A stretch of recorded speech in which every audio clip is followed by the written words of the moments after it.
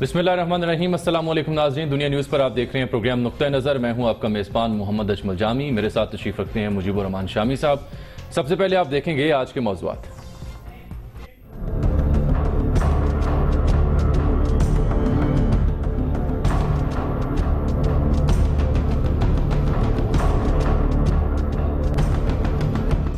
Supreme court نے میاں شریف کے انتقال کے بعد وراثتی تقسیم کی تفصیلات طلب کر لیں۔ بتایا جائے حسین نواز آف شور کمپنیوں کے مالک کیسے بنے، مریم نواز بطور ٹرسٹی اپنا کردار ثابت کریں۔ پاناما کیس میں عدالت کے سوالات۔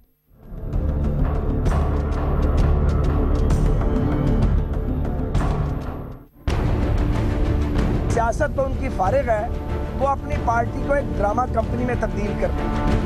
پی ٹی آئی نے ہمیشہ کی طرح کورٹ کے اندر فورجڈ اور نقلی ڈاکیومنٹس جمع کرائے ہیں۔ ذرا فارغ ہو لیے تو بعد نپٹ لینے کا بہت بہت شکریہ۔ عمران خان اپنی آف شور فیملی کا حساب دیں آ کے۔ مریم نواز کو بینیفیشل مالک قرار دینے کی دستاویزات پر دستخط جعلی ہیں۔ ڈاکومنٹس پر 3 الگ الگ دستخطوں کی نشاندہی۔ عدالت ٹرسٹ ڈیڈ اور دستخطوں کا موازنہ کر لے۔ وکیل شاہد حامد کے دلائل۔ بینچ نے مریم نواز کے وکیل سے ٹی وی انٹرویو کا ٹرانسکرپٹ بھی طلب کر لیا۔ یہ وہ دور نہیں ہے جب آپ سپریم کورٹ پہ حملہ کرتے تھے اور لال حویلی خالی تمہارا باپ بھی نہیں کروا سکتا۔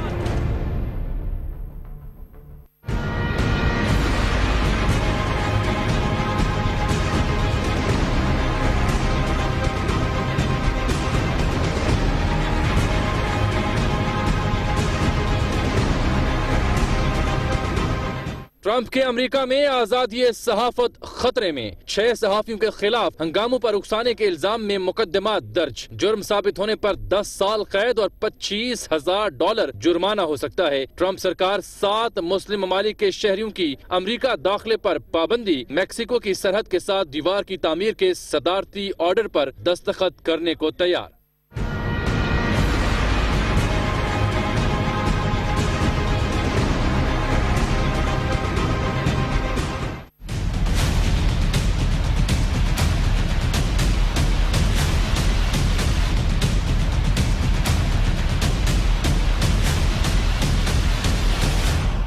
طیبہ تشدد کیس۔ گجرانوالہ میں پولیس اہلکار آپے سے باہر، ملازمین کے ساتھ بدسلوکی کے واقعات۔ وکلاء قاعدہ قانون بھول گئے، آخر یہ سب ہو کیا رہا ہے؟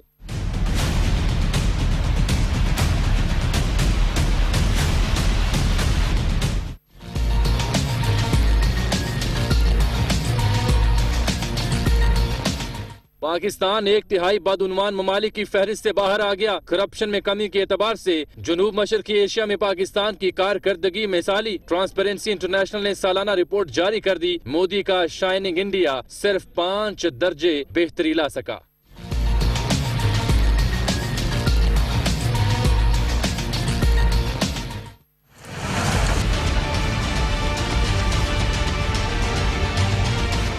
بلوچستان کے کئی علاقوں میں سیلابی صورتحال اور سخت موسم۔ حکومت کہاں ہے؟ سی پیک کے سلسلے میں عملی طور پر بلوچستان میں کیا ہو رہا ہے؟ جانیے آج کے نقطہ نظر میں۔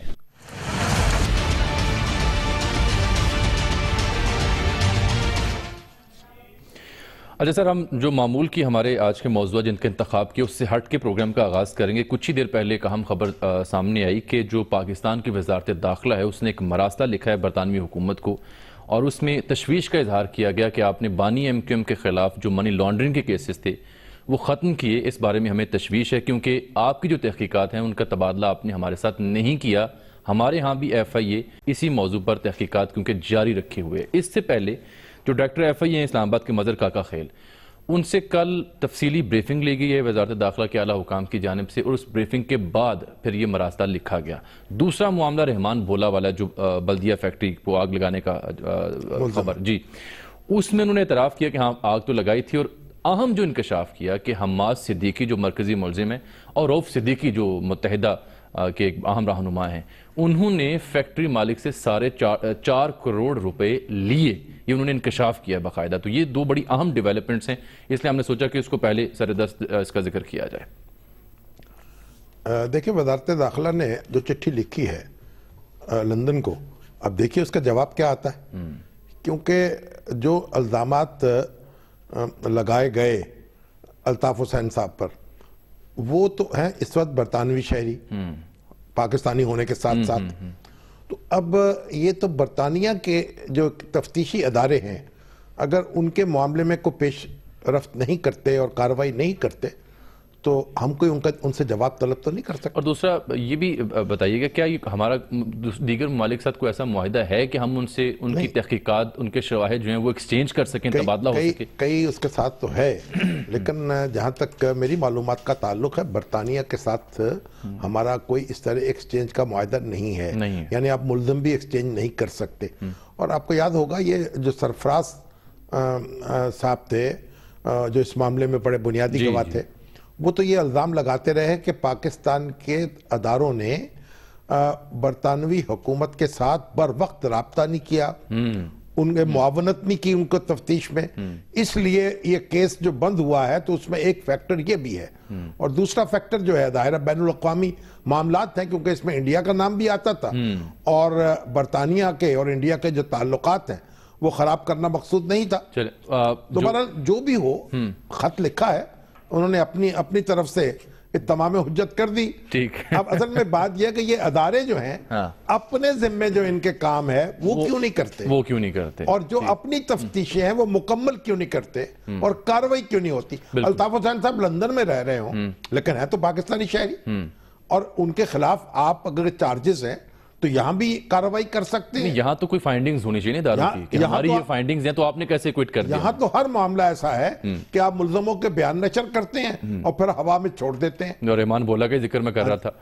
अब उन्होंने फैक्ट्री को आग लगाने की बात तो पहले भी की थी, बाद में पता चला कि शायद अपने बयान से मुनहरिफ हो गए। आज भी उन्होंने ये बयान दिया, लेकिन अहम जो इंकशाफ किया वो हम्माद सिद्दीकी और रऊफ सिद्दीकी साहब से जो 4.5 करोड़ रुपए उन्होंने कहा फैक्ट्री मालिक से लिए।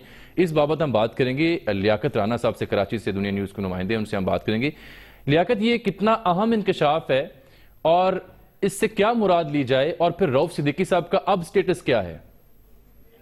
देखें, जब से रहमान बोला गिरफ्तार हुआ है उस वक्त से आए रोज नए नए इंकशाफात हो रहे हैं। पहले उसने अदालत के सामने 3 घंटे सोचने के बाद 164 रिकॉर्ड कराया, जिसमें उन्होंने हम्माद सिद्दीकी के कहने पर फैक्ट्री को आग लगाने का इतराफ किया। इसी दौरान उसने ये भी आज जो ज़िमनी चलान राजा जहांगीर जो इंस्पेक्टर हैं, तफ्तीशी अफसर हैं इस केस के, अहम केस के, उसमें उन्होंने ज़िमनी चलान में ये लिखा है कि रहमान बोला ने दौरान अदालत के सामने ये एतराफ किया है कि फैक्ट्री को आग केमिकल फेंक कर हम्माद सिद्दीकी के कहने पर लगाई गई है, जिसमें 259 अफराद जांबाग हुए थे। उसके बाद हम्माद सिद्दीकी और रऊफ सिद्दीकी दोनों ने मिलकर फैक्ट्री मालकान से मामले को रफा दफा कराने के लिए 4 से 5 करोड़ रुपए की रकम वसूल की। ये एक नई चीज आज ज़िमनी चलान में पेश हुई। इसके साथ साथ रहमान बोला जब अदालत में तो ये एतराफ कर चुका है कि उसने ये लोगों 259 अफराद को जलाया है और ये सारे वाकयात हुए हैं और MKM की आला क़यादत की हिदायत पर हुए। लेकिन जब वो बाहर आता है तो वो कहता है कि मुझ पर प्रेशर था। आज एक नई चीज है कि जब रहमान बोला को अदालत में पेश किया गया तो उसका हुलिया बिल्कुल तब्दील हो चुका था। पहले जब वो अदालत में पेश होता था सर बिल्कुल उसका मुंडा हुआ था और दाढ़ी मूछें नहीं होती थी। आज सर पर भी बाल नजर आए और दाढ़ी मूछें भी, जिस पर जज भी हैरान हुए और उन्होंने पूछा कि ये मुल्ज़म कौन है, रहमान बोला कहाँ चला गया, जिस पर तफ्तीशी अफसर ने उनको बताया कि यही रहमान बोला है, इसका जेल में साए में रहता था, रंग भी साफ हो गया।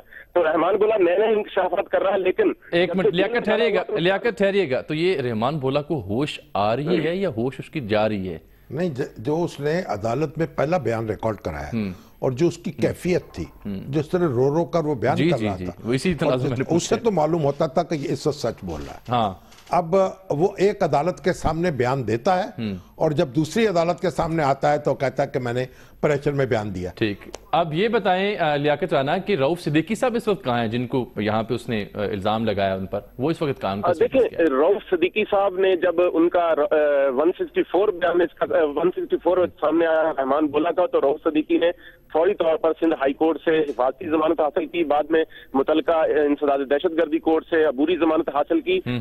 आज रऊफ सिद्दीकी की तरफ से एक दरखास्त अदालत में जमा कराई गई कि उन्हें चूंकि बैरून मुल्क जाना है एक बिजनेस मीटिंग के सिलसिले में, तो लिहाजा उनका पासपोर्ट वापस किया जाए ताकि वो बैरून मुल्क जा सकें। जहां तक रहमान गोला का ताल्लुक है, तो रहमान गोला ने किसी अदालत के सामने अभी अपने जो इत्ताफ़े जुर्म किया उससे इनकार नहीं किया। वो मीडिया के सामने आके कहता है, जब से वो जेल गया है तो अपने बयानात मीडिया के सामने आके तब्दील कर, जैसे ही अदालत से बाहर आता मीडिया को देख के कहता है मुझ पर प्रेशर था। अदालत में उसने 3 घंटे सोचने के बाद रोने का ये बयान दिया था कि हाँ मैंने किया है। और ये बहुत शुक्रिया लियाकत। बुनियादी अहमियत वो है जो अदालत के सामने वो बात कह रहा है, और जो तफ्तीश के दौरान जो शवाहद इकट्ठे होंगे तो फिर मुकदमा मजबूत होगा। और रऊफ सदीकी साहब जो हैं जिन पर इतने संगीन इल्जामात हों, उनको तो बहुत संभाल के रखना चाहिए। उनको तो बिजनेस मीटिंग वहाँ बहरान में करने की इजाजत नहीं चाहिए कि उन्हें ये मशवरा दिया जाए कि वो स्काइप पे वीडियो के जरिए बिजनेस मीटिंग कर लें। और टेक्नोलॉजी बहुत जदीद हो चुकी है, और जो बिजनेस यहाँ करते रहे हैं उसका जरा हिसाब किताब। बिल्कुल ठीक है, एक ब्रेक ले लेते हैं, वापस आते हैं तो फिर पनामा का हंगामा।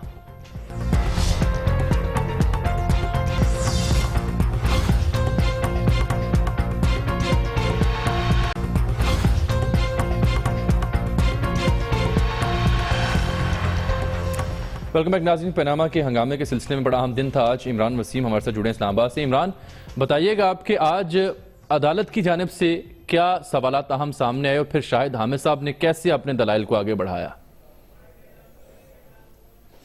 जी देखें, एक तो सुप्रीम कोर्ट का ये हुक्म है कि जो मियाँ शरीफ के इंतकाल के बाद जो जायदाद थी या असासे थे उनकी सेटलमेंट किस तरह से हुई उसकी तफसीलात फराहम की जाएं। और जो मरीम नवाज ने 2012 में एक टीवी इंटरव्यू दिया था उसका ट्रांसक्रिप्ट जो है वो अदालत को फराहम किया जाए। जबकि मरीम नवाज के वकील पर जो है वो काफ़ी सवाल जो है वो किए हैं। जी जी जारी रखिए। जी बिल्कुल, जो मरीम नवाज के वकील हैं उन पर काफ़ी ज़्यादा सवालात जो हैं अदालत की जानिब से किए गए हैं और काफ़ी हद तक जो है शाहिद हामिद ने जो इन सवालात के जवाब देने की कोशिश की है। अदालत की जानिब से ये कहा गया है कि जो मरीम नवाज और हुसैन नवाज के दरमियान जो ट्रस्ट डीड लिखी गई थी वो 2006 की थी, लेकिन जब 2012 में उन्होंने इंटरव्यू दिया तो अपने इंटरव्यू में उन्होंने ये वादे तौर पर कहा कि उनकी पाकिस्तान और पाकिस्तान के बाहर कोई जायदाद नहीं है। अगर वो ट्रस्टी थी और 2006 में ये ट्रस्ट डीड लिखी गई थी तो उन्हें अपने इंटरव्यू में इस ट्रस्ट डीड का जिक्र करना चाहिए था। जबकि तो उन्होंने ये भी कह दिया कि उनके पाकिस्तान में कोई प्रॉपर्टी नहीं है, जबकि रिकॉर्ड जो लाया गया अदालत के सामने उसके मुताबिक उनकी पाकिस्तान में जरी जमीन भी थी, लेकिन इस इंटरव्यू में उन्होंने ये भी नहीं बताया। अदालत ने ये भी निशानदेही की कि मरियम नवाज एक तरफ कहती हैं कि हुसैन नवाज का नेशनल टैक्स नंबर नहीं है, जबकि हुसैन नवाज दूसरी तरफ कहते हैं कि उनका NTN नंबर मौजूद है। अदालत ने यह भी कहा कि एक तरफ जो कतरी खत अदालत में पेश किया गया है उस पर जो तारीख है वो 5 नवंबर की है, लेकिन जो 7 नवंबर को अदालत में बच्चों का जो जवाब आया था उस पर जो उसके अंदर जो है वो कतरी सरमायाकारी का और कतरी खत का जो है वो जिक्र नहीं किया गया था। इससे तासुर ये मिलता है कि जैसे जैसे अदालत की कार्रवाई आगे बढ़ रही है जो बयानात हैं उनमें बेहतरी लाई जा रही है। जबकि शाहिद हामिद ने अपने दलाइल में ये कहा है कि मरियम नवाज जो है अपने वालिद की ज़ेरे कफालत नहीं है और ऑफशोर कंपनियों की बेनिफिशियल मालिक भी नहीं है। अगर अदालत ये फर्ज कर ले कि मरियम नवाज जो है ऑफशोर कंपनियों की बेनिफिशियल मालिक हैं तो उससे भी कोई फर्क नहीं पड़ता, क्योंकि अगर वो उनकी मलकियत साबित भी हो जाए तो रिस्पोंडेंट नंबर 1 जो कि नवाज शरीफ हैं उनसे उनका लिंक जो है वो एस्टेब्लिश नहीं होता। जिसके ऊपर अदालत ने यह कहा कि एक इल्जाम यह है कि जो फ्लैट्स खरीदे गए थे इसके लिए सरमाया जो था वो नवाज शरीफ ने दिया था और मरियम नवाज को जो है वो सिर्फ दिखाने के लिए सामने रखा गया था। जिसके बाद शाहिद हामिद ने यह कहा कि मरियम नवाज को बेनिफिशियल मालिक साबित करने के हवाले से जो दस्तावेजात अदालत में पेश की गई हैं वो मुसद्दका नहीं है, उसका सोर्स कहाँ है, कहाँ से लाई गई हैं, और जो उसके ऊपर मरियम नवाज के दस्तखत हैं नेस्कोल की जो डॉक्यूमेंट्स है वो दस्तखत भी जाली हैं। अदालत ट्रस्ट डीड के ऊपर मरियम नवाज के दस्तखत को भी देख ले और जो नेस्कोल की का डॉक्यूमेंट्स है उसके ऊपर भी मरियम नवाज का जो है वो दस्तखत है उसका जायजा ले लें। एक मुहद्दब अदसा जो है वो भी अदालत को फराहम किया शाहिद हामिद ने कि अदालत इस मुहद्दब अदसे के जरिए मुवाजना कर ले कि दस्तखतों में कितना फर्क है।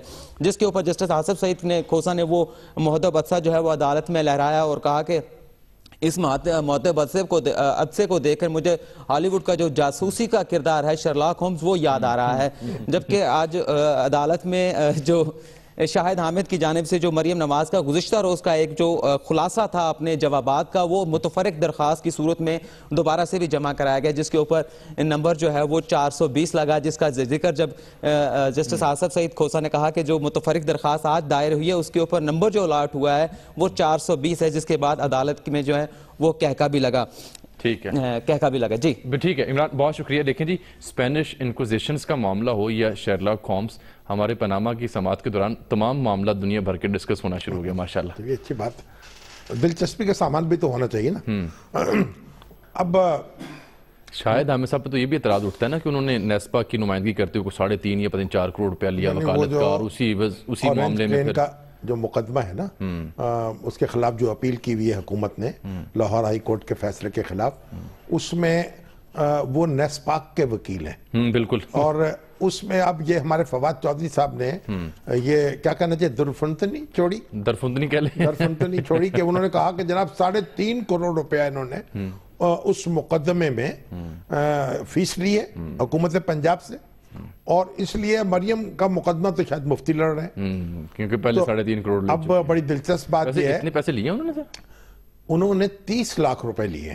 اچھا تو میرے خیال وہ 30 لاکھ ایک صفر زیادہ پڑ گئے. 30 لاکھ فیس تھی ان کی، اگرچہ کہ میں نے ان سے کہا کہ مجھے تو افسوس ہوا کہ 3 کروڑ سے جو آپ کا دبدبہ بیٹھا تھا وہ ذرا 30 لاکھ سے تھوڑا سا کم ہو گیا. یہ مارکیٹ ریٹ کم ہو گیا. تو ہمارے کلاسرا صاحب تو بار بار دہراتے ہیں نا کہ 3.5 کروڑ یا 3 کروڑ فیس لینے والے وکیل، اب وہ 30 لاکھ کو 3 کروڑ بنا دیا گیا. میرا خیال ہے ایک صفر زیادہ پڑ گئے ہیں، غلطی ہوگی. تو کلاسرا صاحب کو بھی مہذب عطسہ دینا چاہیے. شیرلاک ہومز یا فواد چودھری صاحب کو دے دیا جائے. ایک بڑا اہم نقطہ ہے جو آج فواد چودھری صاحب نے اٹھایا، ذرا ان کی زبانی سننے میں مطالبہ کیا، کیا کہا ہم نے؟ ہم نے پہلے بھی یہ مطالبہ کیا ہے، ہم اب بھی یہ مطالبہ کرتے ہیں کہ بہترین طریقہ یہ ہے کہ آپ عدالت کی کارروائی کو لائیو ٹیلی کاسٹ کر دیں. عدالت کی کارروائی کو لائیو کر دیں گے تو ہمارا ورژن بھی پتہ چل جائے گا اور دوسروں کا. سر تجویز تو بڑی معقول معلوم ہوتی ہے کیونکہ اس سے ایٹ لیسٹ یہ تو کام ختم ہو جائے گا جو عدالت کے باہر عدالتیں لگتی ہیں. ہاں یہ تو عدالت فیصلہ کرے گی نا کہ وہ لائیو ٹیلی کاسٹ ہونا چاہیے یا نہیں. ہمیں تو اس پہ کوئی اعتراض نہیں. کیا صورت ہو سکتی ہے اگر ایسا کچھ ہو؟ نہیں تو عدالت براہ راست کیمرہ لگے اندر یا آڈیو پہ دے یا ویڈیو پہ دے. دیکھیے عدالت جو ہے یہ تو اس کا کام ہے، اور یہ اگر یہ جو باہر عدالتیں لگاتی ہیں ان کو روکنا بھی عدالت کا کام ہے. تو میں خیال عدالت بھی ایک ہلکے پھلکے انداز میں کچھ تنبیہ کر دیتی ہے، پھر لگتا ہے کہ عدالت بھی انجوائے کر رہی ہے، تو چلیے کوئی بات نہیں. اور جب سماعت ختم ہوتی ہے باہر کافی رونق لگی، ہم بھی انجوائے کر لیتے، کیا حرج ہے. میڈیا کے بھی تو کافی ٹائم مل جاتا ہے نا، ان کو بھی ایونٹ مل جاتے ہیں، میڈیا میں رونق لگی ہوئی ہے، چٹپٹے جملے مل جاتے ہیں، جملے آتے ہیں کرارے. پھر اچھا اب بات یہ ہے کہ ہمارے جو بھائی بند ہیں وہ ایک ایک نقطے پر بحث کر رہے ہوتے ہیں. بھئی کوئی عدالت پر بھی چھوڑیں، وکیل ان کے سامنے اپنے دلائل پیش کر رہے ہیں، فیصلے کا انتظار کر لیں. ارتضاد احسن صاحب ایک پروگرام میں بیٹھے ہوئے تھے تو وہ اپنا ان سے سوال کیا گیا کہ جناب ابھی تک یہ مقدمہ کیسا چل رہا ہے؟ انہوں نے کہا میرے نزدیک تو مقدمہ شروع ہی نہیں ہوا. اچھا شروع ہی نہیں ہوا. ٹھیک. اچھا اس کا مطلب یہ ہوا کہ اب تک جو کارروائی ہوئی ہے اس سے تو نواز شریف صاحب کو پکڑنے میں کامیاب نظر نہیں آتے. یہ مطلب ہوا. تو انہوں نے کہا جی کیسے؟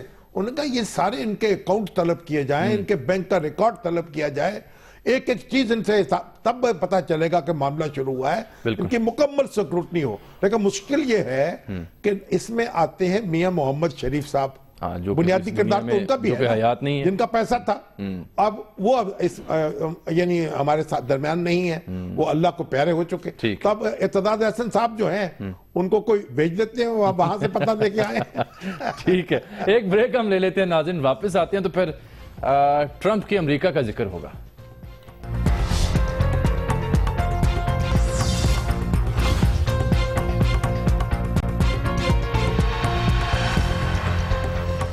سر یہ بریک میں آپ کو شاہد حامد صاحب کا میسج آیا، آن ایئر بتائیں کیا ہے؟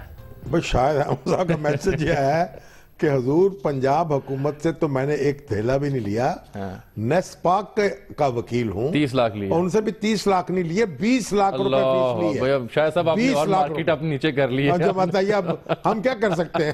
اب 3 کروڑ سے بات چلیے 20 لاکھ تک پہنچ. چلیں 30 کروڑ کو تو میں 30 لاکھ کو تو میں یہ کر رہا تھا کہ ایک صفر کم ہو گیا، اب 20 کا تو جن دوستوں نے 20 لاکھ کا 3 کروڑ بنایا ہے ان کی باتوں میں مبالغہ کتنے فیصد ہوتا ہے؟ چلے سر دکان یہ تو روز کا معاملہ ہے، اب کوئی اچنبے کی بات نہیں ہے. اچھا جی وقت بہت کم ہے اور موضوعات بڑے اہم باقی ہیں. ٹرمپ سرکار کی میں بات کرنا چاہ رہا ہوں. ایک تو یہ کہ آزادی صحافت امریکہ میں شدید خطرات سے دوچار ہے. اس کی وجہ یہ ہے کہ جو حالیہ ہنگامے اور مظاہرے ہوئے اس میں اس کی کوریج کرنے والے 6 صحافی جو ہیں، جس میں ایک ڈاکومنٹری پروڈیوسر ہے، فوٹو جرنلسٹ ہے، لائیو سٹریمر ہے اور فری لانس رپورٹر بھی شامل ہے، ان کو پہلے جیل میں ڈالا گیا، پھر اب ان کو 28 جنوری کو عدالت میں پیش کیا جائے گا. کہا گیا واشنگٹن ڈی سی کا جو مقامی قانون، جس میں اس کی تعبیر اردو میں یہ کی گئی کہ بدی سے بھی بدتر جرم کا ارتکاب انہوں نے کیا ہے، کہ اکسایا بدی پر. ہاں جی.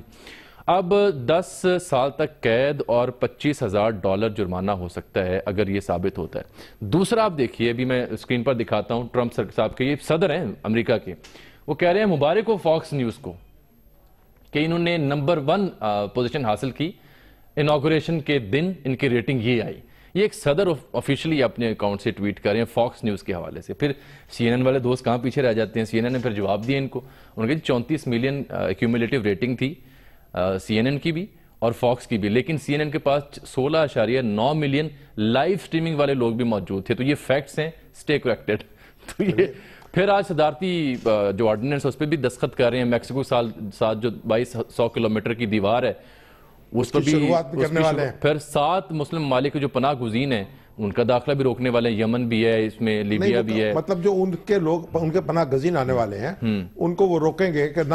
یہ تو امریکہ کو حق حاصل ہے کہ وہ جن لوگوں کو چاہے وہ روک سکتا ہے. ہر ملک کو حق حاصل ہے. لیکن اب امریکہ کا مسئلہ یہ ہے کہ پہلے تو اس نے پناہ گزین بنوائے، عراق پہ حملہ کیا خود، اور جو شام میں صورتحال پیدا کی، پھر لیبیا کا بیڑا غرق کیا، اور جگہ جگہ سے لوگ دربدر ہوئے اور مارے گئے، زخمی ہوئے، بے گھر ہوئے، اور اب وہ اپنی دیوار کھڑی کر رہے ہیں کہ ہم آنے نہیں دیں گے. یہ تمام چیزیں ڈسکس کرنے اس کے مراد میری یہ تھی. سوال میں آپ سے یہ پوچھنا چاہ رہا تھا کہ جو ٹرمپ صاحب نے الیکشن کیمپین کے دوران جو وعدے اور دعوے کیے، یہ سب کچھ دیکھ کے مجھے یوں لگ رہا ہے کہ وہ سب پورا کرنے جا رہے ہیں. دیکھیے ابھی انہوں نے بحر الکاہل کے جو ٹریٹی تھی وہ اس سے بھی نکل کے باہر، تجارت 12 ممالک تھے، اس کو بھی ختم کر دیا. دنیا کی 40% تجارت وہ ممالک کنٹرول کرتے ہیں. مگر ابھی وہ معاہدہ جو تھا اس پہ عمل نہیں شروع ہوا تھا، اور سمجھا جا رہا تھا کہ چین کے مقابلے میں امریکہ ایک اتحاد بنا رہا ہے تجارتی، اور اس کا بینیفیشری امریکہ ہوتا. لیکن 1 سال لگا تھا اوباما کو اسے نیگوشیٹ کرتے ہوئے. لیکن میں آپ سے یہ عرض کروں کہ یہ جو آزادی صحافت کی آپ نے بات کی ہے نا، یہ آزادی صحافت خطرے میں نہیں ہے، پھر غیر ذمہ دارانہ صحافت خطرے میں ہے. آپ دیکھیے کہ امریکی قانون کے تحت لوگوں کو اکسانا، یعنی آپ قانون ہاتھ میں لینے پر یہ کتنا بڑا جرم ہے کہ ان کو کئی سال قید ہو سکتی ہے. اگر یہ قانون جو ہے، یہ ہے جمہوریت. جمہوریت اس چیز کا نام نہیں ہے کہ آپ مادر پدر آزاد ہو جائیں اور جمہوریت کو خطرے میں ڈال دیں. میں آپ کی بات سن لیتا ہوں نا. اگر تو کوئی اینکر یا رپورٹر کو بات کر رہا ہے تو نظر آ رہی ہے، اس کا اثر بھی ہو رہا ہے. ایک فوٹو جرنلسٹ جو تصویریں کھینچ رہا ہے، اس کا بھی اثر ہوتا ہے. اس کا اثر کیا اثر؟ عدالت میں بتائیں گے نا، وہ عدالت میں ثابت ہوگا. اگر ثابت کریں گے تبھی کاروائی ہوگی نا. اگر ثابت، لیکن ایک بات بتا دوں، اگر یہ پاکستان کے، گویا اس کا مطلب یہ ہوا کہ ہمارے اینکرز اور ہمارے جو نیوز کاسٹرز اور ہمارے فوٹوگرافرز اور تجزیہ کار اگر امریکہ بھجوا دیے جائیں تو ان میں سے 75% جو ہے 25 سال کی قید کی سزا پالیں گے. میں تو ادھر وے راؤنڈ آپ سے بات کرنا چاہتا ہوں. امریکی جرنلسٹ جو پاکستان کا دورہ کریں، تاکہ یہاں آزادی مہینے کی ورکشاپ لے کے جائیں کہ کرنا کیسے ہے، ان کو پتہ چلے کہ بھائی کیسے آپ نے اداروں میں فساد ڈالنا ہے، درمیان خلیج پیدا کرنی ہے، کیسے حکومت کو دھمکانا ہے، کیسے فوج کو آنکھیں دکھانی ہیں، کیسے عدلیہ کے معاملے میں غیر ذمہ، اور پھر یہ کہ سونے پر سہاگا پوچھنے والا بھی کوئی نہیں ہوگا. یہاں کوئی پوچھنے والا نہیں. اب وہ جبران ناصر صاحب، امتیاز عالم صاحب کا مجھے ان کے میسیجز بھی، ان کے ٹویٹس بھی میں نے دیکھے، جو صورتحال ایک برپا ہے، میں تو ذکر بھی نہیں کرنا چاہوں گا. جبران ناصر صدیقی ایک بالکل ہیں، اور لیکن مسلمان ہیں، اور ہمارے امتیاز عالم صاحب جتنا بھی اختلاف کریں سید زادے ہیں، صاحب ایمان ہیں. اب ان پر ایک اینکر یہ الزام لگا رہے ہیں ایک ٹیلی ویژن پروگرام میں. سر صرف وہ نہیں ہے، ہمارے تو مرتضی سولنگی صاحب کو نہیں بخشا گیا، اور ان پر الزام لگا، اور ایسے الزامات لگائے جا رہے ہیں توہین رسالت کے خدا نخواستہ کہ لوگ مشتعل ہو کے کوئی شخص جو ہے ان کو نشانہ بنا لے. تو ہمارے جو جتنے بھی بھائی بند ہیں ان کو دست بستہ عرض کریں گے، اپنے تمام اینکرز کو بھی، تجزیہ کاروں کو بھی، کہ خدا کے لیے آپ جو بھی کسی پر تنقید کریں، لیکن یہ جو مذہب کا حوالہ ہے اور رسول اللہ صلی اللہ علیہ وسلم کی ذات اقدس، اس کو درمیان میں نہ لائیں. اس کا مطلب یہ ہے کہ آپ دیکھیے، یہ ہے اکسانا یہ اس سے اگر کوئی حادثہ ہو جائے, ٹھیک ہے, کوئی کسی کو نشانہ بنا لے تو کس پر مقدمہ چلے گا؟ پھر لوگوں پہ قتل کے مقدمے قائم ہوں گے. اہم سوال آپ نے اٹھایا, پھر کسی اور تفصیل سے بات کریں گے. فی الحال تو کچھ ایسے واقعات, کیمرہ جو ہے اس کو فوری کارروائی کرنی چاہیے. ہمارے افسار عالم صاحب جو ہیں, دیکھتے ہیں کیا ہوتا ہے. بڑے دانت تو انہوں نے دکھائے تھے, اب دیکھتے ہیں, لیکن آپ کھٹے ہو گئے شاید. درخواستیں دیے لوگوں نے, لوگ بتا رہے ہیں. یہ روکنا چاہیے ایسے پروگراموں کو. یہ دیکھیے, لوگوں کو اکسانا اور مذہبی جذبات ان کے مشتعل کرنا ہمارے 1 2 3 4 5 افراد کے خلاف, یہ بہت میں سمجھتا ہوں اول درجے کی قانون شکنی ہے. بالکل ٹھیک. شاہ صاحب, کچھ ایسے واقعات پیش آئے ہیں حالیہ دنوں میں جن سے بڑا جی اداس ہوا اور سمجھ نہیں آئی کہ ہمارے معاشرے میں ہو کیا رہا ہے آج کل, کیوں ہو رہا ہے. تو اس میں مبنی ہم نے ایک رپورٹ تیار کی, طیبہ تشدد کیس کا حوالہ بھی دیا گیا. ذرا وہ رپورٹ دیکھ لیجیے.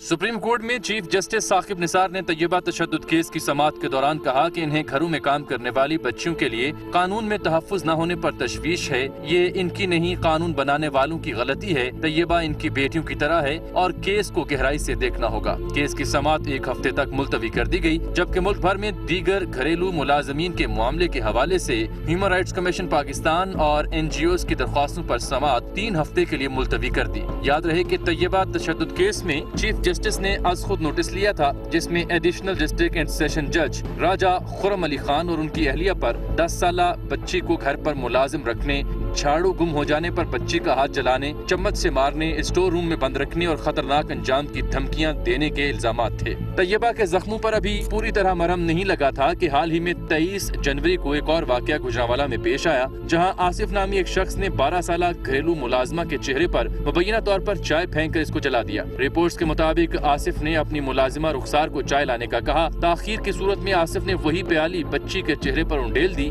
بچی کو DHQ منتقل کیا گیا, جہاں اس کا علاج جاری ہے. ایک اور رپورٹ کے مطابق رخسار کو جنسی اور جسمانی تشدد کا بھی نشانہ بنایا گیا. لاہور ہائی کورٹ نے واقعے کا نوٹس لیتے ہوئے ملزم کے خلاف کارروائی کے احکامات جاری کر دیے ہیں.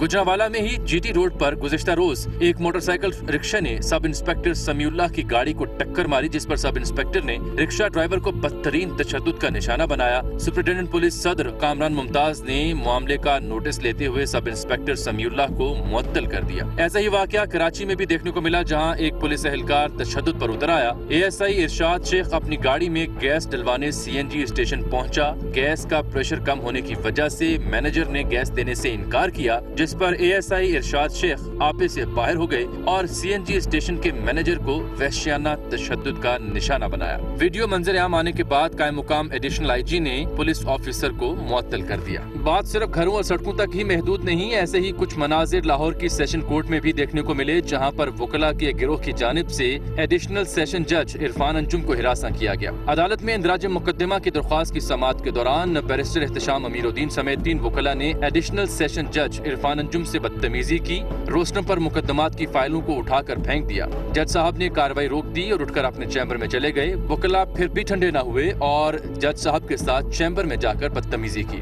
وکلاء گردی کا یہ پہلا نمونہ نہیں تھا, اس سے پہلے بھی کافی ایسے واقعات دیکھنے اور سننے میں آ چکے ہیں. تاہم لاہور ہائی کورٹ نے وکلاء کی بدتمیزی کا مرتکب پاتے ہوئے تینوں وکلاء کو شو کاز نوٹس جاری کر دیے ہیں اور 31 جنوری کو طلب کر لیا ہے.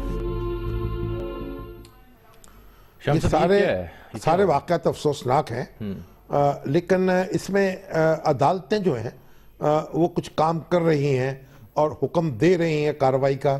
یہ ایک اچھی بات ہے کہ عدالتیں چوکس ہیں, لیکن ہونا یہ چاہیے کہ جب یہ واقعات پیش ہوں خود کار طریقے سے قانون حرکت میں آئے تاکہ ایسے لوگوں کی سرکوبی ہو سکے اور حوصلہ شکنی. ایک بریک ناظرین لے لیتے ہیں, واپس آتے ہیں. ٹرانسپیرنسی انٹرنیشنل کی رپورٹ جس میں پاکستان میں کرپشن کم ہونے کا ذکر کیا گیا, اور پھر بلوچستان حکومت کے ترجمان انوار اللہ کاکڑ صاحب ہمارے ساتھ پروگرام میں تشریف رکھیں گے, جو کہ بلوچستان پہ حوالے سے بات کریں گے ایک بریک کے بعد.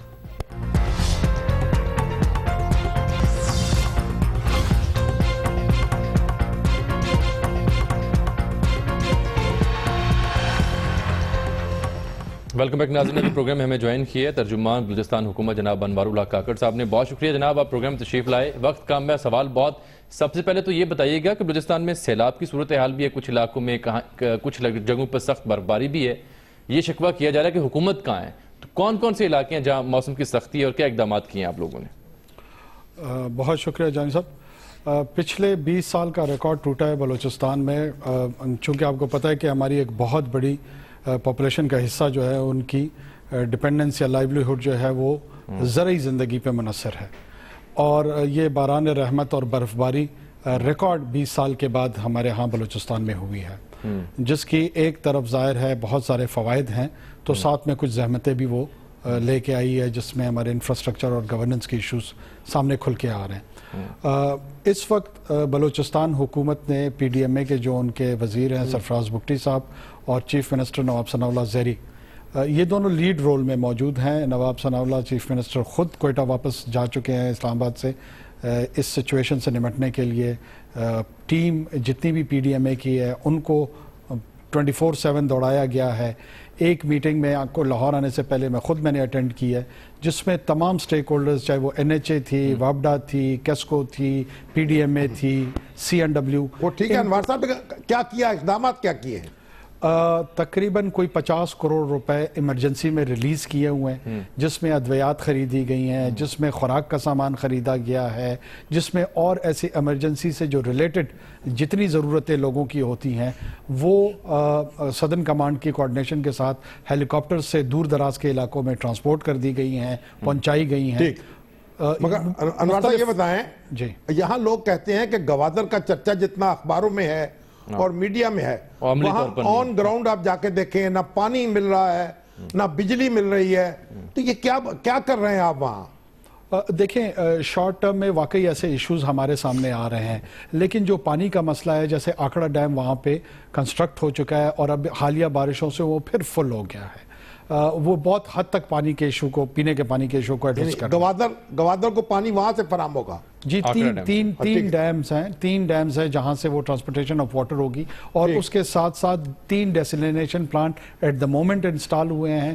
ان میں سے کچھ فنکشنالٹی کے ان کے ایشوز ہیں. لیکن کاکڑ صاحب یہ جو ڈی سالیٹیشن پلانٹس کا اپنا ذکر کیا، چند روز پہلے ایک انگریزی روزنامے میں یہ خبر تھی کہ ان میں سے 2 تو بالکل نکارا پڑے ہیں، ان کی مشینری جو ہے میں خود اسی طرف آ رہا تھا کہ وہ ان کی فنکشنالٹی جو ہے وہ ایٹ کوسچن ہے، اور امید ہے کہ آنے والے مہینے میں وہ پانی کو صاف کر کے جو کنزیومر ہیں ان تک پہنچا پائیں. وہ پانی پیا بھی جا سکے گا؟ جی بالکل. ڈیسلینیشن پلانٹ میں آپ ایگریکلچر پرپس کے لیے بھی استعمال کر سکتے ہیں، اور کنزمپشن آف واٹر جو ڈرنکنگ واٹر ہے اس کے طور پہ بھی استعمال کر سکتے ہیں. بجلی آپ نے ایران سے لے رہے تھے، ہم 75 میگا واٹ کے لگ بھگ ہم ایران سے لے رہے ہیں، اور جو ہی ایران سے یہ پابندیاں ان کی ہٹ رہی ہیں، امید ہے کہ ہمارے اور ان کے بیچ میں کوارڈینیشن زیادہ ہوگی، اور شاید کوئی 1000 میگا واٹ تک بجلی ہم ایران سے لیں، جو پورے مکران بیلٹ اور بلوچستان کے لیے شاید کافی ہو. تو گوادر جو ہے کتنی دیر میں لوگوں اس صورت میں پہنچ جائے گا کہ لوگوں کو اٹریکٹ کرے، اور لوگ جب وہاں جائیں تو مایوس ہو کے نہ آئیں؟ جی بہت اگر میں احتیاط سے کہوں تو 6 سے 8 مہینے میں میرے خیال میں ایک normal social civic functionality Gwadar میں عام لوگوں تک بھی اس کی ایکو پہنچ جائے گی، اور وہ نظر آنا شروع ہو جائے گا. ٹھیک ہے جی. بہت شکریہ کاکڑ صاحب. پھر کسی وقت آپ سے تفصیل سے بات کریں گے. پروگرام وقت ختم ہو گیا، لیکن شامی صاحب ٹرانسپیرنسی کی جو رپورٹ تھی، پاکستان نے 9 درجے ترقی کی، بھارت کی 5 درجے صرف ہوئی، اور جنوب مشرقی ایشیا کے لیے پاکستان میں جی. اب یہ بتائیں، وہ تفصیلات تو ہماری نیوز میں چل رہی ہیں، واقعی کرپشن کم ہونے کے اثرات عام آدمی تک بھی پہنچے ہیں؟ بالکل پہنچے. ٹھیک ہے. دیکھیے ایک تو کرپشن ہے اوپر کی، یعنی کہتے ہیں نا مچھلی جو ہے اوپر سے سٹتی ہے، تو کرپشن اوپر کی جو ہے وہ تو بہت کم سے کم ہے، اور نیچے کی جو کرپشن ہے تھانے کچہری کی، وہ ابھی تک وہی کی وہی ہے. ٹھیک ہے جی. پروگرام وقت ناظرین یہاں پر ختم ہوتا ہے. آپ سے ملاقات ہوگی اب کل، تب تک کے لیے اجازت. اللہ حافظ.